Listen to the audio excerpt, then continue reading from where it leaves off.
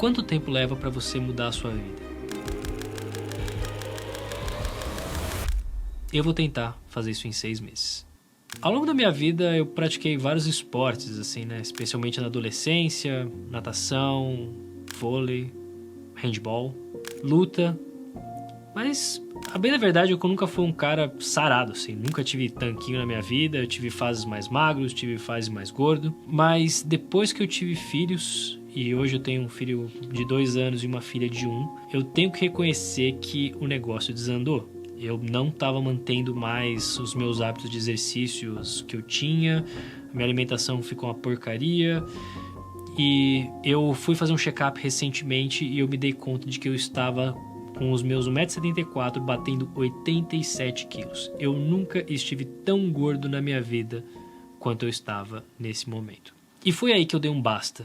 Eu não queria simplesmente emagrecer e voltar para a mesma coisa de emagrece, engorda, que nem eu sempre tive. Eu queria um desafio que eu fizesse que ia transformar a minha relação com o meu corpo, que ia me transformar numa pessoa diferente, que ia colocar a saúde num lugar muito mais relevante na minha vida do que eu levava até então. E foi por isso que eu comecei a pesquisar e eu me deparei com uma ideia que eu já vinha carregando há algum tempo, que era a ideia de fazer um Ironman. Se você não sabe o que é o Ironman é uma das provas de endurance mais duras que existem no mundo. São 3,8 km de natação, 180 km de bicicleta e 42 km de corrida. Tudo isso um seguido do outro. E pesquisando quanto tempo demorar para você se preparar para um Ironman, eu vi que era possível fazer esse treino de 6 a 12 meses, dependendo do seu nível físico. E foi aí que eu resolvi encarar o maior desafio físico da minha vida. Sair do sedentarismo, do sofá e do sobrepeso para encarar um Ironman em apenas 6 meses. E aí começou uma grande fase de planejamento, de entender o que a prova exigiria de mim, quanto tempo isso ia tomar da minha vida, que tipo de investimentos eu ia ter que fazer em equipamento, que tipo de profissionais eu ia precisar para me ajudar para concretizar tudo isso. E principalmente de conversar com a minha esposa se isso seria possível, porque sem o apoio dela isso seria completamente impossível. E assim que ela topou, o projeto começou. Eu contratei um treinador para me ajudar a estruturar um plano de exercícios em que eu não me arrebentasse ao longo do caminho, que esse é o ponto mais importante. Mais do que progredir para ter uma performance incrível, o grande objetivo era conseguir alcançar o volume de treino necessário para fazer um Ironman sem me machucar, ao mesmo tempo que eu ia perder uma cacetada de peso. Fui fazer o meu exame ergospirométrico para entender como é que estavam as minhas condições de saúde, se dava para eu realmente fazer isso, não tinha nenhum problema de saúde oculto. E aí a gente começou. Logo no primeiro mês eu já comecei a bater 10 treinos por semana, porque eu precisava treinar corrida, eu precisava treinar natação, eu precisava treinar bicicleta e eu precisava, junto com tudo isso, fazer fortalecimento. Quando você divide essas coisas no tempo, tem treino de mais e dia de menos. Então eu tinha treinos duplos, em que eu ia fazer um treino pela manhã e um treino no fim da tarde. Sim, isso era tão destruidor quanto você consegue imaginar. E ao longo do primeiro mês e meio assim, eu tinha dores simplesmente todos os dias, não importava o que eu fizesse. Por mais que eu entrasse numa banheira de gelo, por mais que eu me alongasse, fizesse mobilidade e massagens e rolinho miofásico, o que você imaginar eu tentei, mas conviver com a dor se tornou simplesmente uma rotina. E eu devo reconhecer que as coisas começaram muito bem. Eu comecei a perder 2 quilos por mês, ao mesmo tempo em que eu perdia gordura, eu ganhava massa muscular. E no segundo mês eu resolvi encarar o meu primeiro desafio de triatlon, que era fazer um triatlon olímpico. Um triatlon olímpico consiste em 1.500 metros de natação, 40 km de bike e 10 km de corrida. Essa é a primeira vez que eu ia fazer um triatlon na minha vida e eu achei que seria sensato minimamente vivenciar o que era isso antes de encarar de uma vez por todas um Ironman que certamente ia ser muito mais complexo e difícil do que eu estava imaginando.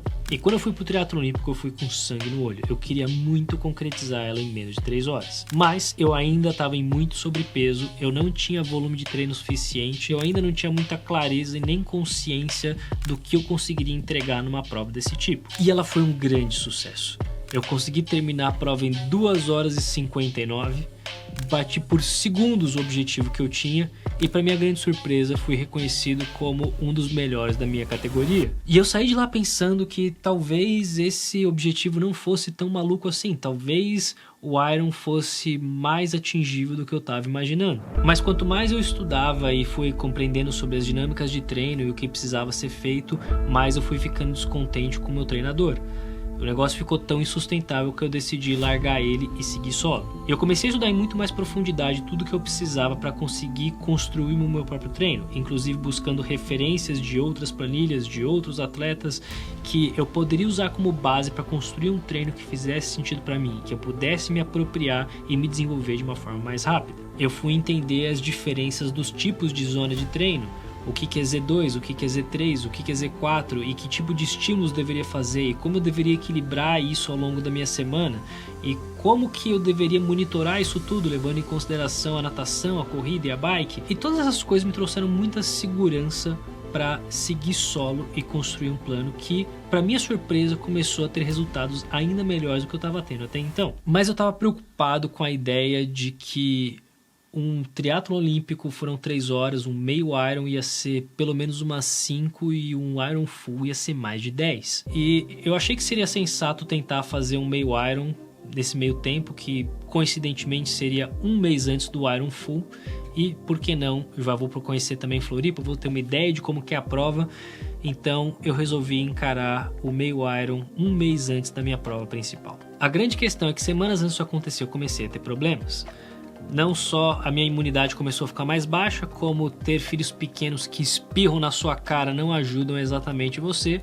E eles tiveram pneumonia, super pouco tempo antes da minha prova. E muito embora eu não tenha tido pneumonia, eu fiquei gripado e tudo isso afetou muito meu treino. Eu tive que reduzir o volume, estagnei um pouco na minha evolução e ainda assim o meu corpo não estava 100%. Chegando em Floripa na véspera do meio Iron, o tempo era horroroso, tava chovendo, tava frio, eu tava com dor de cabeça, eu tava com tosse e eu estava em condições péssimas e tudo que eu conseguia me perguntar é: será que eu realmente vou conseguir fazer esse negócio? As condições na manhã da prova eram tão ruins que pela primeira vez na história do Ironman Brasil a natação foi cancelada, de tão ruim que as condições eram. Isso ao mesmo tempo foi frustrante e preocupante porque eu não ia ter uma vivência 100% do que era um meio Iron antes da minha prova principal, mas a gente foi pro que tinha para hoje.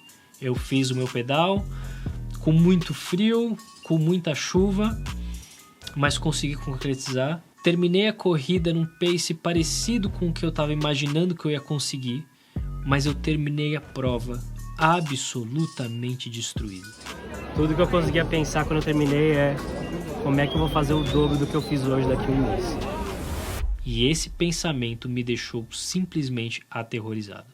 Porque se eu não tivesse pago pela inscrição, eu juro por Deus que eu não faria o Iron Full. Eu não teria feito. Mas já que a inscrição já estava paga, eu resolvi fazer o que estava dentro das minhas capacidades. Eu resolvi trocar minha bike, que eu tinha uma bike que era uma bike de estrada, para uma bike própria para triatlo. Eu resolvi me aprofundar em mais detalhes na nutrição, inclusive no sódio e todos os pormenores que eu não levei tanto em consideração na minha primeira prova. Eu resolvi pegar uma roupa de borracha que eu não tinha e que talvez fizesse muita diferença na prova no mês seguinte. Mas tudo isso me forçou a me adaptar a um estilo de pedal diferente que eu não estava acostumado. Eu não estava pedalando até então com o meu clipe e isso tinha não só uma posição diferente, como exigia do meu corpo coisas diferentes. O último mês de preparação foi um mês em que eu tive a clara constatação de que eu não estava fisicamente pronto para aquela prova. Eu controlei todas as variáveis que eu podia, eu me preparei de todas as formas que eu podia, eu me recuperei de todas as formas que eu podia.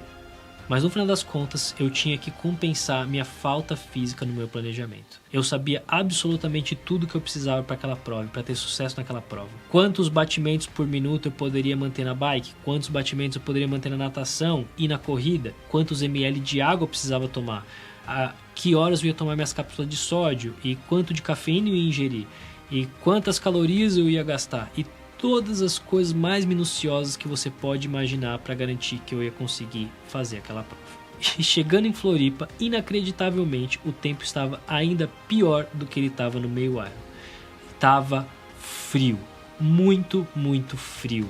E chovendo. E no dia anterior que eu mergulhei na água e eu fui dar uma volta de bike chovendo, 15 graus, eu fiquei me perguntando se eu realmente ia conseguir entregar aquela prova. Mas a única coisa que me restava era seguir o meu planejamento. E foi isso que eu fiz. No dia seguinte o frio deu uma trégua e estava em volta dos seus 16 graus. A chuva deu uma trégua e estava muito mais leve do que ela estava no dia anterior. E foi um prelúdio de que talvez o dia não seria tão sofrido quanto estava parecendo. Eu fiz a minha etapa de natação precisamente no tempo que eu imaginei que eu ia fazer. Saí da água me sentindo bem. Fui para a bike com uma segunda pele para me proteger do frio e da chuva. E comecei a pedalar seguindo exatamente o plano. As primeiras horas passaram muito rápido. Eu me senti bem, as coisas estavam fluindo, estava tudo dentro do plano. E eu consegui até ser alguns minutos mais rápido do que eu tinha inicialmente planejado. Mas quando eu fui para a corrida, as coisas começaram a desandar. Eu tive a pior diarreia que eu tive na última década. Eu tive que parar diversas vezes para usar o banheiro. E no estado que eu estava, com as pernas já cansadas, tremendo, e você precisa ficar se equilibrando num banheiro químico absolutamente nojento para não sentar em cima, colocando ainda mais peso e mais desgaste em cima das minhas pernas. Isso destruiu a minha corrida e o ritmo que eu estava seguindo. E a partir daí foi só cabeça, perseverar até o fim, um passo de cada vez, 1 quilômetro de cada vez, até que finalmente, depois de um pouco mais de 13 horas de prova, eu cruzei a linha de chegada e me transformei em um Ironman. E eu saio desse desafio mais do que com a certeza de que eu concretizei um desafio físico muito difícil. Eu saio com a convicção de que eu me transformei numa pessoa diferente, que vai colocar a saúde em primeiro lugar, talvez não em primeiro lugar, mas num lugar muito mais alto que eu levava até então, e que eu vou cuidar do meu corpo da maneira que ele merece. E eu não estou dizendo que você deveria fazer um Ironman com 6 meses de preparação, foi extremamente selvagem e trouxe um grande sacrifício pessoal de várias ordens para eu conseguir entregar a dedicação que eu precisava. Mas se você está em busca de um desafio físico que pode fazer mais sentido para você, dá uma olhada nesse vídeo aqui, em que eu vou compartilhar com você sobre o 75 Hard, um desafio de 75 dias em que 97% das pessoas que tentam fazer fracassam.